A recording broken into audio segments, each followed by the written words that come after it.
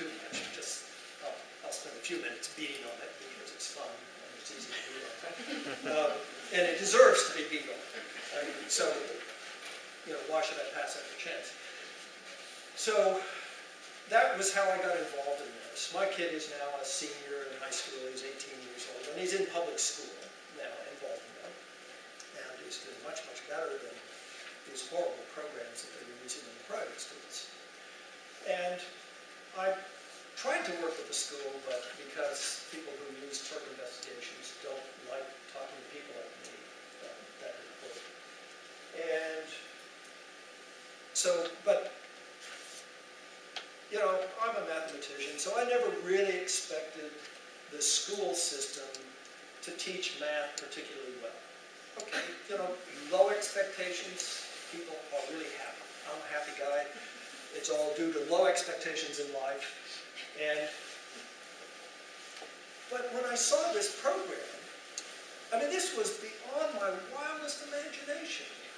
I mean, I didn't expect my kid to be taught math particularly well, but this was unbelievable. And so I ended up getting sucked into this business of getting involved in math education. And so now I have two lives. And the sad part about it is that was the year we got cable. And I like watching TV. And I haven't seen a single program since I got involved in this. It's sad. It's really sad what math education has done to me. So, where am I? The Turk investigation, all that stuff. So, at any rate, I got involved, and he got out of that stuff by going to public school, if you can imagine that. And he's going to go to college. He's one of that 80%.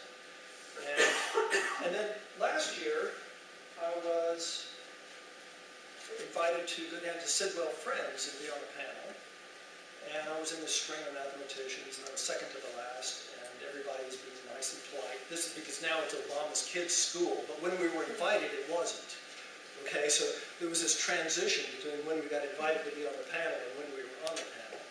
So everybody's very polite and nice and stuff, and Sidwell Friends uses Turk investigations. So I take my 5 minutes, and I rip it to shreds. And you could have heard a pin drop in that auditorium when I was done. But it deserved to be ripped to shreds. But it was the same story there. We all had dinner together afterwards, and the high school teachers, they came over to me and said, "Thank you so much for doing that. We have no control over those guys in elementary school. We can't get them to teach math. They like Turk investigation. We're going to have a big meeting soon, and we want them to stop using Turk, but they're going to get the middle school to use CMP, which is the worst middle school program. So it's the elementary school is going to make the middle school do stuff, and then the middle school will make the high school do stuff. And I go to conferences on education, and these guys will get up and tell us how it's the colleges that have to change, that we have to get with the program that K through 12 is using, and I'll argue with them. I say, but you know, it's the engineering school tells me to do this, and you tell me to do this, something else. Who should I listen to? And they tell me that I should listen to them, but I'm going to listen to the engineering school. So, at any rate, when I was little, and I had just I wasn't quite involved yet, but I was just becoming aware of the fact that my kid wasn't learning math in school. But it was worse than that. It was learning an anti-math attitude from Turk investigations, who didn't know what math is. So I was at Michigan State, and I was having breakfast with a dean there who happened to be a really famous math education person.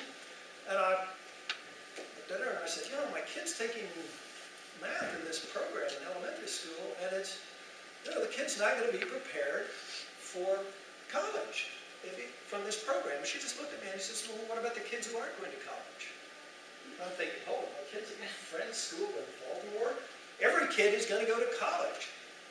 And then now, that was what I thought then, but now I look and I say, Sidwell Friends, they are using a program designed for kids who are not going to go to college. Do you think they're not going to go to college at Sidwell Friends? I think they're off. They're going to go to college. But I don't have any say over that. It's one of the most popular programs in the country. But you can't, I guess I should have invested. But I don't know. So let me see what I've left off here.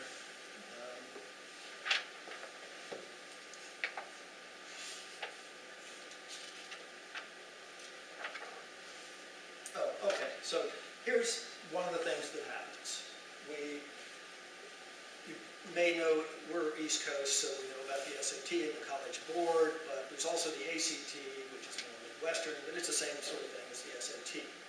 But they do all these really nice studies. They're really interesting.